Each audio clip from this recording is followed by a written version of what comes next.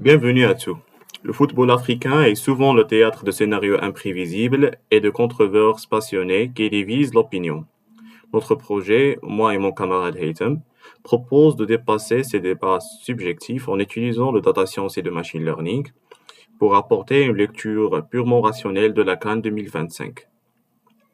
L'objectif est de transformer des milliers de statistiques brutes en un moteur de prédiction capable de quantifier l'incertitude du terrain pour identifier de manière scientifique les véritables favoris.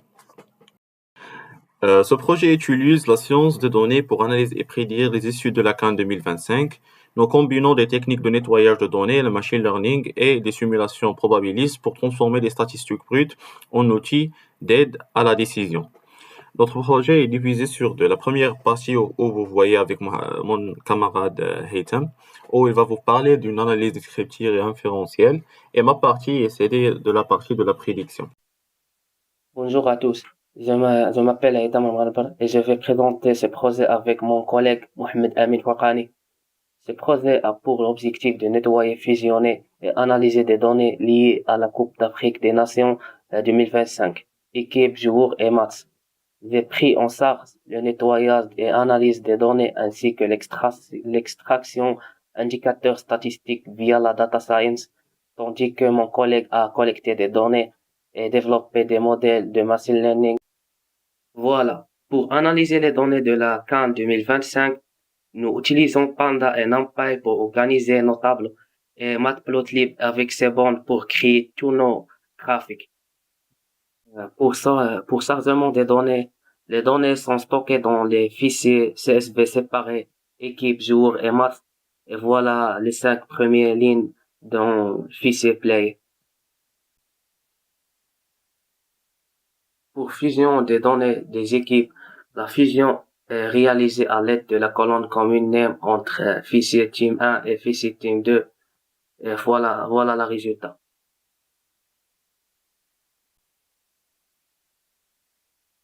Pour nettoyage des données des joueurs, on conserve uniquement les joueurs ayant joué au moins 1 minute.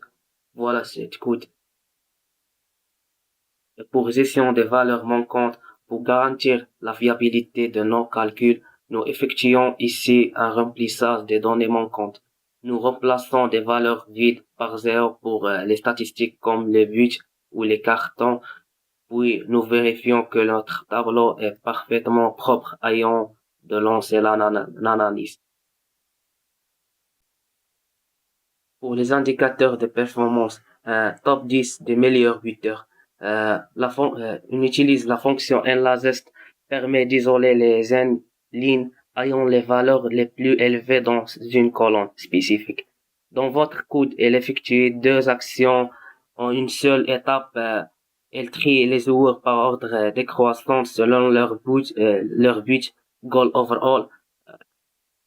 Elle sélectionne uniquement les 10 premiers de la liste. Voilà, le premier, c'est Brahim Diaz, Mohamed Salah, etc.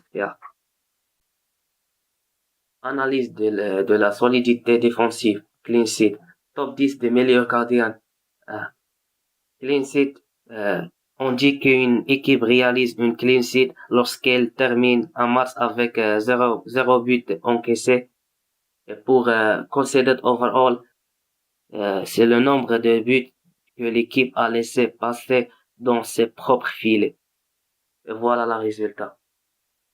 Bruno est première après Edouard Mendy. Exactement. Diagramme à barre horizontale. L'objectif est d'identifier la hiérarchie défensive des nations participant à la CAN 2025 en utilisant la métrique clean sheet. Match sans encaisser de but. Voilà le résultat. Score d'impact. Un score est calculé à partir des buts et des passes décisives. Voilà la formule. Les impacts score par joueur égale le but marque. La somme de buts marqués par un joueur fois 0,6 plus la somme d'assists par joueur fois 0,4. Voilà le résultat. Analyser des statistiques avancées. Voilà le résultat. Et le variable XZ total overall représente le nombre total de buts attendus pour chaque joueur. Et Clinical Finish est un indicateur et qui est calculé comme la différence entre les buts réellement marqués, goal overall, et les buts attendus, XG total overall. Pour analyser des corrélations avec scatterplot, nuage du point accompagné de lignes de régression, relation entre position moyenne et le nombre de victoires. On observe que R égale 0,63 qui indique la relation entre la position et la victoire. Discipline et impact négatif sur la performance. L'objectif, analyser le comportement disciplinaire des joueurs et évaluer son impact potentiel sur la performance collective de l'équipe. Les indicateurs utilisés, le nombre de cartons jaunes et le nombre de cartes rouges. La forme qui utilise le discipline score égale la carte zone pour le somme de cartes zones pour un player et plus 3 fois la somme de cartes rouges pour un joueur. Voilà le résultat. Le fair play ou l'agressivité des équipes pour les équipes avec Bassart. Un carte rouge PC bien plus lourde, 3 points, qu'une carte zone, 1 point. Et voilà le résultat. Créativité offensive, passe décisive et occasion créée. L'objectif, identifier les joueurs qui contribuent le plus à la création d'occasions, même lorsqu'ils marquent peu ou pas de but. Le principe. Une analyse combinée est réalisée à partir des statistiques suivantes, les passes décisives et les passes clés. Voilà la formule.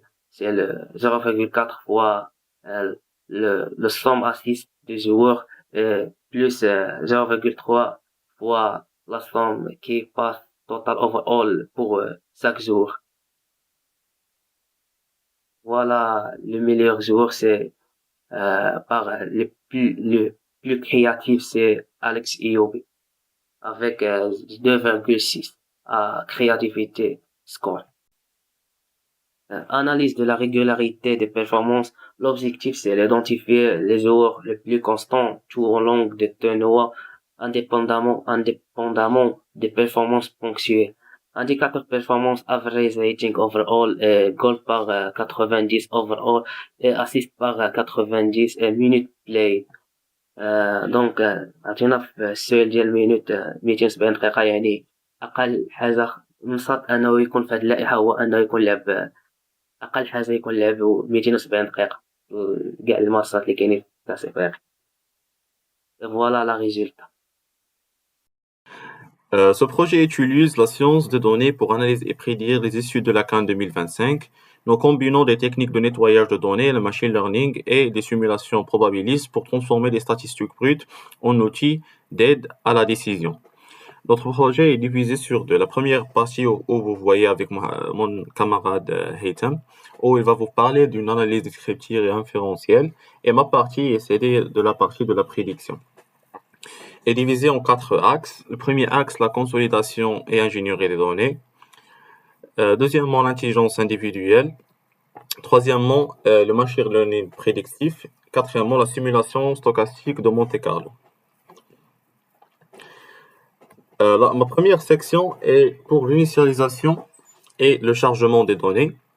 Nous commençons par réparer notre environnement de travail en important les bibliothèques nécessaires de la manipulation de données, comme Pandas et NumPy, et la visualisation par Matplotlib et Seaborn. Ensuite, en chargeant les 5 bases de données sources contenant les informations sur les équipes des joueurs et les matchs sont bien importés. La deuxième section, c'est pour la consolidation.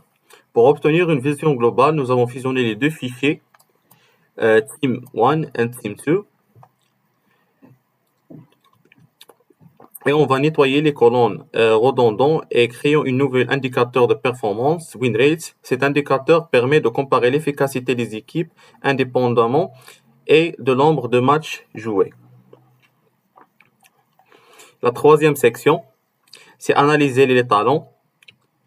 Nous passons au scouting individuel. Nous isolons d'abord les 10 milieux buteurs actuels. Ensuite, nous filtrons les Rising Stars, les joueurs de moins de 23 ans, et calculons le rapport offensif, but et passe ramenés en 90 minutes de jeu pour identifier les pépites les plus implaçants.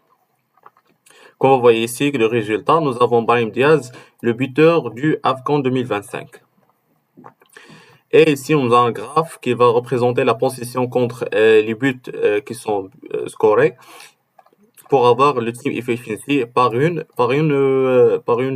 probabilité ou par un pourcentage. Quatrièmement, nous avons le machine learning prédictif.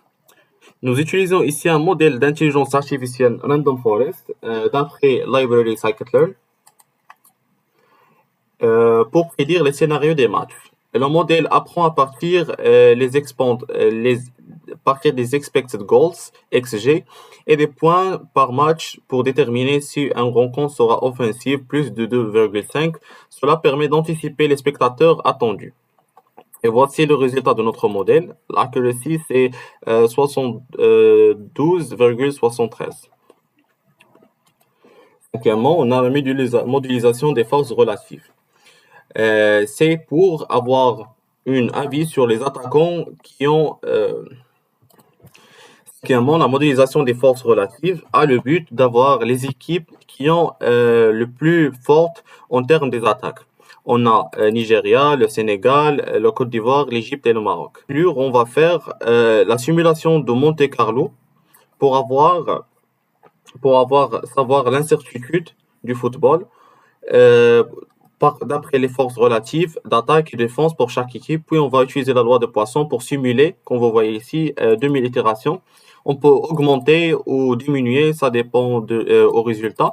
Mais j'ai trouvé que 2000 itérations, c'est bien fort et bien compatible avec les données. Et on voit que la première équipe qui ont la probabilité, on voit que la Sénégal a la plus probabilité de gagner la coupe. Voici un graphe pour bien visualiser. La dernière section, et cette section a le classement intégral des talents, qui a le but de savoir quels sont les talents avec leur nationalité. Et voici les meilleurs. On a Amad Diallo qui est le premier, d'après les assists et la contribution par 90 minutes. Ici, nous avons l'analyse des joueurs qui ont une forte probabilité de marquer un but. Et voici la conversion rate, 57%. Alors, le plus de moitié des chutes vont être un but de Victor Osimhen. Et voici une cartographie de l'efficacité. L'âge le plus efficace, c'est l'âge de 27 ans. C'est le premier. Et enfin, avec une conclusion. Ce notebook démontre que l'alliance entre l'expertise footballistique et la modélisation mathématique permet de quantifier l'imprévisible des résultats obtenus, offrant une base scientifique pour comprendre les forces en présence de la CAN 2025. Et merci pour votre attention.